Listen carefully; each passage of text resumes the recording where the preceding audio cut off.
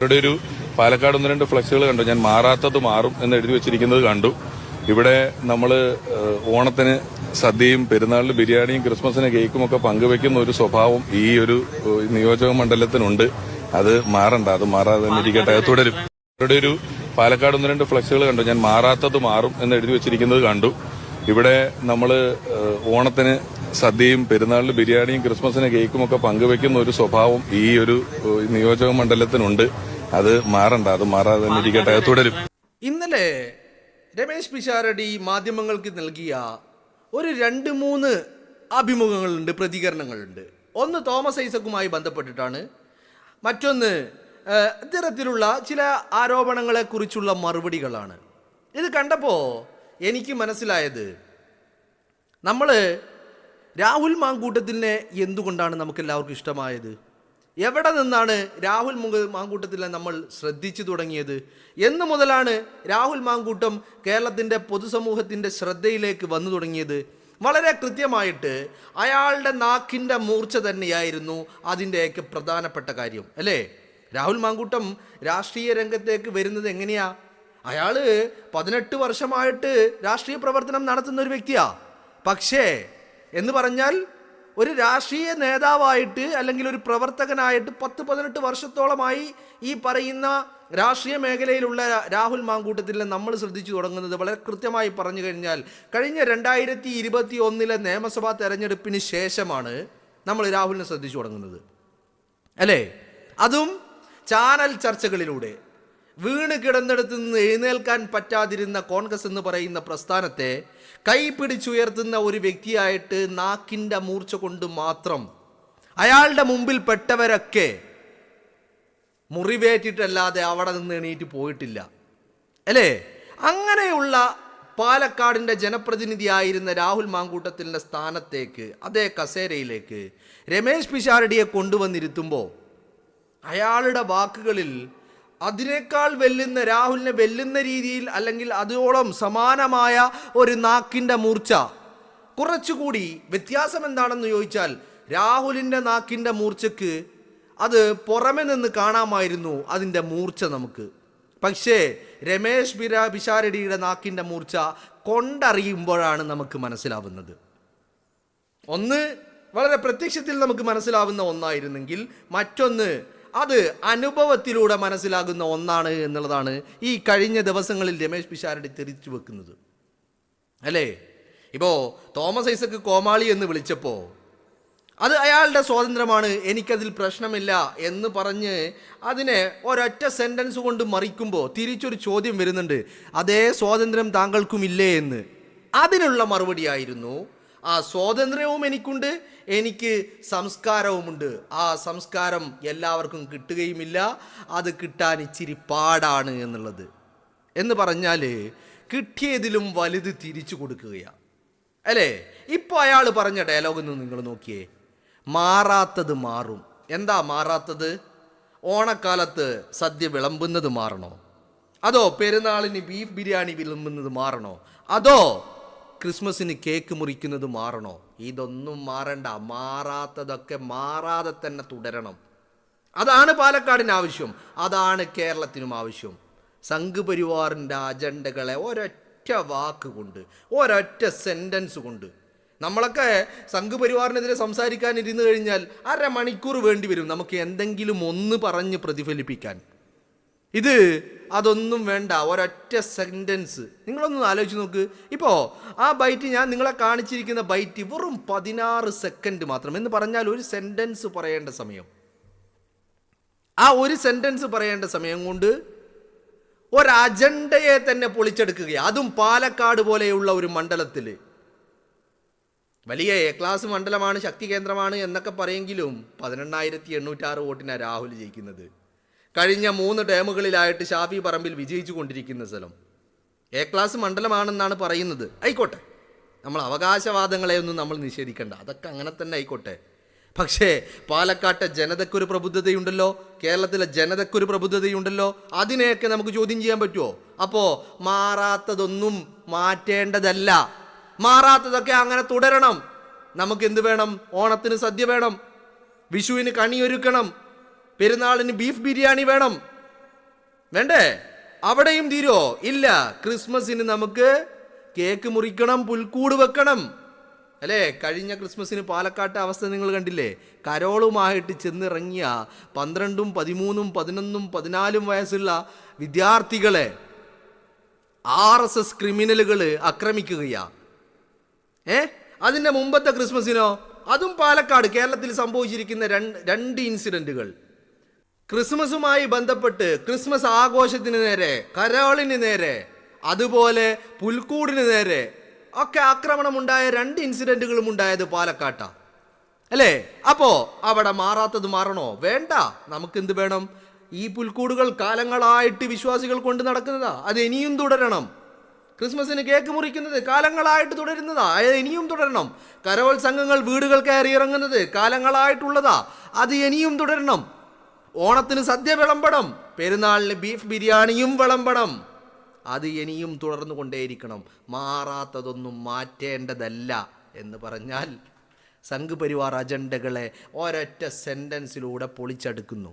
ഞാൻ പറഞ്ഞു വരുന്നത് വളരെ വളരെ പക്വതയോട് കൂടിയുള്ള സംസാരം, അതിനേക്കാളൊക്കെ ഉപരി ഒരൊറ്റ ഷാർപ്പ് സെൻറ്റൻസ് കൊണ്ട് വളരെ കൃത്യമായിട്ട് തനിക്ക് പറയാനുള്ള മെസ്സേജ്, അതും ചിന്തിപ്പിക്കും വിധം, സരസമായിട്ട്, വലിയ അഗ്രസീവ് ഒന്നുമല്ല, വലിയ ആഞ്ഞടിക്കുന്ന വ്യക്തിയൊന്നുമല്ല, പക്ഷേ വളരെ ശാന്തമായി കൂളായി കാര്യങ്ങൾ ഒരൊറ്റ സെൻറ്റൻസിൽ. നിങ്ങളൊന്ന് ആലോചിച്ച് നോക്ക്. ഇപ്പം തോമസ് ഐസക്കിനെതിരെ പറഞ്ഞിരിക്കുന്ന ഒരൊറ്റ സെൻറ്റൻസ് കൊണ്ട് 5000 വോട്ടാണ് പെട്ടിയിലേക്ക് വീണത്.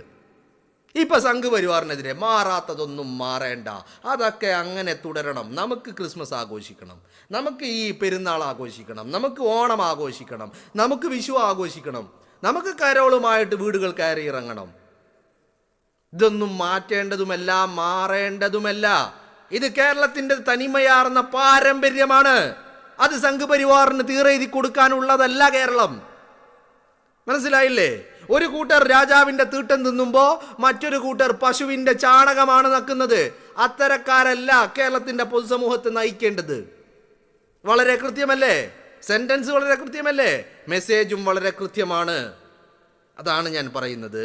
പലപ്പോഴും രാഹുലിന് പകരക്കാരനായിട്ട് പിഷാരടി വരുമ്പോൾ അവിടെ ചോദ്യങ്ങൾ ചോദിച്ച ഒരുപാട് ആളുകളുണ്ട്.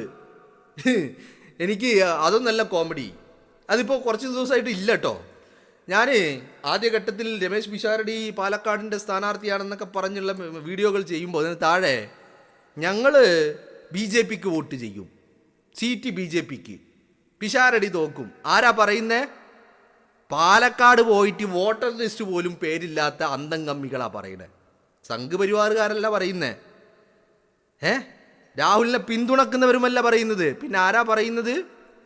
നല്ല ഒന്നാം തരി പിണറായി വിജയൻ്റെ തീട്ടം നക്കുന്ന അടിമകളാണ് ഈ പറയുന്നത്. എന്നാൽ ഇറ്റങ്ങൾക്ക് പാലക്കാട് വോട്ടുണ്ടോ? ഇല്ല. എന്നാൽ ഇറ്റങ്ങൾക്ക് വോട്ടേഴ്സ് ലിസ്റ്റിൽ പേരുണ്ടോ? അതുമില്ല. പിന്നെ എങ്ങനെയായി ഇവർ BJPക്ക് വോട്ട് ചെയ്യുന്നത്? അപ്പം ഞാൻ പറഞ്ഞു, എന്നാ പിന്നെ പോയി നിങ്ങൾ ചെയ്യടോ, ചെയ്യേ. എന്തിനാ ചെയ്യുന്നത്? എന്തിനാ നിങ്ങൾ ചെയ്യുന്നത്? ക്രിസ്മസ് ഇല്ലാതാക്കിയാനോ? പുൽക്കൂടുണ്ടാക്കുന്നത് തകർക്കാനോ? കരോളുമായി ഇറങ്ങി പുറപ്പെടുന്ന നിങ്ങളെ മക്കളെ ആക്രമിക്കാനോ? എന്തിനാ നിങ്ങൾ ചെയ്യുന്നത്? ചെയ്യേ. അതോ പറയുന്ന തിരുവസ്ത്രമിട്ട്, ശിരോവസ്ത്രമിട്ട്, കൊന്ത തൂക്കിയ, കുരിശുമാല തൂക്കിയ കന്യാസ്ത്രീകൾ റോട്ടിലൂടെ നടക്കുമ്പോൾ ബൈബിളും ഏന്തിക്കൊണ്ട് അവർ റോട്ടിലൂടെ നടക്കുമ്പോൾ അവരെ ആക്രമിക്കാനോ? അതോ അവർ കൊന്ത തൂക്കിയാൽ അവരെ പിടിച്ച് അറസ്റ്റ് ചെയ്ത് ഉള്ളിലിടാനോ? അവർ ശിരോവസ്ത്രമണിഞ്ഞാൽ അവരെ പിടിച്ച് അകത്തിടാനോ? അവർ തിരുവസ്ത്രമണിഞ്ഞാൽ അവരെ പിടിച്ച് അകത്തിടാനോ? എന്തിനാ നിങ്ങൾ വോട്ട് ചെയ്യുന്നത്? ചെയ്യേ. പാലക്കാടിൻ്റെ മക്കൾക്ക് നിങ്ങൾക്ക് നല്ല രീതിയിലുള്ള അനുഭവമുണ്ട്, എക്സ്പീരിയൻസ് ഉണ്ട്. പാലക്കാടാണ് പുൽക്കൂട് തകർത്തത്. RSS ക്രിമിനലുകൾ പുൽക്കൂട് തകർത്തതും പാലക്കാടാണ്. കരോളുമായി ഇറങ്ങിയ 11, 12, 13, 14 വയസ്സുള്ള പിഞ്ചുമക്കളെ ആക്രമിച്ചതും RSS ക്രിമിനലുകളാണ്. അപ്പം നിങ്ങൾക്ക് വോട്ട് ചെയ്യണോ RSSന്? ചെയ്യടാ, നിങ്ങളെ ചെയ്യ്. പക്ഷേ മാറേണ്ടതൊന്നും മാറ്റേണ്ടതല്ല, തുടരേണ്ടത് തന്നെയാണ്. ഇതൊക്കെ നമുക്ക് തുടരണം. പുൽക്കൂട് വേണം, കരോള് വേണം, ബിരിയാണി വേണം, സദ്യ വേണം, ഓണം വേണം, പെരുന്നാൾ വേണം, ക്രിസ്മസ് വേണം. എല്ലാം നമുക്ക് വേണം. ഇതൊക്കെ മാറ്റേണ്ടതല്ല. ഇതൊക്കെ അതേപടി അല്ലെങ്കിൽ അതിൽ കൂടി ഒന്നുകൂടി ഭംഗിയാക്കിയിട്ട് നമുക്ക് ആഘോഷിക്കേണ്ടവ തന്നെയാണ് എന്നുള്ളതാണ്, അല്ലേ? അപ്പം ഞാൻ പറഞ്ഞു വരുന്നത്, രമേശ് പിഷാരടി എന്ന് പറയുന്ന സ്ഥാനാർത്ഥി, ആ സ്ഥാനാർത്ഥിയുടെ മികവിനെ കുറിച്ച് തന്നെയാണ്. എല്ലാ അർത്ഥത്തിലും ആള് ഒരൊറ്റ ഡ്രോബാക്ക് എന്ന് പറയാൻ പറ്റില്ല, അത് ഒരു അഡ്വാൻറ്റേജ് തന്നെയാണ്. എന്താണ്? ഇത്തിരി അഗ്രസീവ് അല്ല, ആള് വളരെ കാമാണ്, ശാന്തമാണ്. അങ്ങനെയുണ്ടല്ലോ ചില ആളുകൾ, അല്ലേ? ഇപ്പം നമ്മളുടെ കൂട്ടത്തിൽ തന്നെ പലതരത്തിലുള്ള ആളുകൾ. ചില ആളുകൾ കുറച്ച് അഗ്രസീവായിട്ടുള്ള ഒരു രീതി, ഒരു ശൈലി. ചില ആളുകൾക്ക് വളരെ ശാന്തമായിട്ട്. പക്ഷേ അത്തരക്കാരെ നമ്മൾ സൂക്ഷിക്കണം. കാരണം അഗ്രസീവ് ആകുന്നവൻ അവൻ്റെ ആ എടുത്തുചാട്ടമേ ഉണ്ടാവുകയുള്ളൂ. പക്ഷേ ഈ ശാന്തമായിട്ടുള്ള ആളുകൾ, അവരുടെ വാക്കിനും നോട്ടത്തിനും വലിയ മൂർച്ചയായിരിക്കും. അതാണ് ഇപ്പം നമ്മൾ പിഷാരടിയിൽ കാണുന്നത്, അല്ലേ? അല്ലെങ്കിൽ നിങ്ങളൊന്ന് ആലോചിച്ചേക്ക്, CPM-ൻ്റെ ബുദ്ധിജീവി ആര്? തോമസ് ഐസക്ക്. വലിയ തത്വചിന്തകനാ, സാമ്രാജ്യത്വ വിരുദ്ധനാ. എന്നാലോ ഇന്ന് ഞാനിപ്പോൾ ഇത് പറയുമ്പോൾ സാമ്രാജ്യത്വ വിരുദ്ധൻ എന്നുള്ള വാക്ക് പറഞ്ഞപ്പോൾ ഓർമ്മ വന്നത്, പിന്നെ നമ്മുടെ മറ്റേ ചങ്ങാതി ഉണ്ടല്ലോ, ആരാണ്? സിനിമാ നടൻ, എന്ത് ജോയിയാണ്, പേര് മറന്നുപോയി, പേര് കിട്ടുന്നില്ല. ആ ജോയി തന്നെ. ഏത് നമ്മളെ ഗിൾ എന്ന് പറയുന്ന സിനിമ സംവിധാനം ചെയ്തൊരു വ്യക്തി ഉണ്ടല്ലോ, കോഴിക്കോട്ടുകാരൻ. ആ ജോയി, അദ്ദേഹത്തിൻ്റെ ഒരു ഫേസ്ബുക്ക് കുറിപ്പ് ഞാൻ കണ്ടു. പേരെനിക്ക് ഇത്ര പെട്ടെന്ന് കിട്ടുന്നില്ല. അപ്പോൾ അദ്ദേഹത്തിൻ്റെ ഒരു ഫേസ്ബുക്ക് കുറിപ്പ് ഞാൻ ഇന്ന് കണ്ടതാണ്. എന്താണ്? തോമസ് ഐസക്കിനെ പരിഹസിച്ചുകൊണ്ടാണ്. സാമ്രാജ്യത്വ വിരുദ്ധതയൊക്കെ വിളമ്പുന്ന തോമസ് ഐസക്ക് ഭാര്യൻ്റെ കാര്യം അദ്ദേഹം പറഞ്ഞിട്ടുണ്ട്. അവിടെ ചെറിയൊരു പിശകുണ്ട്. എന്താണ്? ഭാര്യ ഇട്ടേച്ചും പോയതാ. പക്ഷേ ഭാര്യ ഉള്ളത് എവിടെയാ? അമേരിക്കയിൽ. അപ്പോൾ ഭാര്യ ഇട്ടേച്ച് പോയതായതുകൊണ്ട് അതിൽ പിന്നെ ഈ തോമസ് ഐസക്കിന് റോളൊന്നുമില്ല എന്ന് വിചാരിക്കാം. പക്ഷേ സാമ്രാജ്യത്വ വിരുദ്ധൻ്റെ മകള്, ആ മകളുമുള്ളത് എവിടെയാ? അമേരിക്കയിലാ. പോരാട്ടം നയിക്കുന്നത് ആർക്കെതിരെയാ? സാമ്രാജ്യത്വ വിരുദ്ധ ശക്തികൾക്കെതിരെ എന്ന് പറഞ്ഞാൽ അമേരിക്കക്കെതിരെ, ബ്രിട്ടനെതിരെ, ഫ്രാൻസിനെതിരെ ഒക്കെയാണ് പോരാട്ടം. പക്ഷേ മകളും ഭാര്യയും എവിടെയാണുള്ളത്? ഭാര്യയുടെ കാര്യത്തിൽ ചെറിയൊരു എക്സ്ക്യൂസ് ഉണ്ട്, എന്നാലും പറയാണ് മകളും ഭാര്യയും എവിടെയാ? സാമ്രാജ്യത്വ ശക്തികൾക്കൊപ്പാ. അവിടെയാണ് ജീവിതം കാലങ്ങളായിട്ട്. ഈ മഹാൻ കേരളത്തിലാണ് ജീവിതം. അതുകൊണ്ടാണല്ലോ സ്വപ്ന സുരേഷിനെ കാണുമ്പോൾ, അല്ലെങ്കിൽ കുറച്ച് ഈ തുടുതുടുപ്പുള്ള പച്ച ഇറച്ചി കാണുമ്പോൾ മഹാൻ അപ്പം തോന്നും പോവാ മൂന്നാറിലെ റിസോർട്ടിലേക്ക്, അല്ലെങ്കിൽ കൊടൈക്കനാലിലേക്ക്.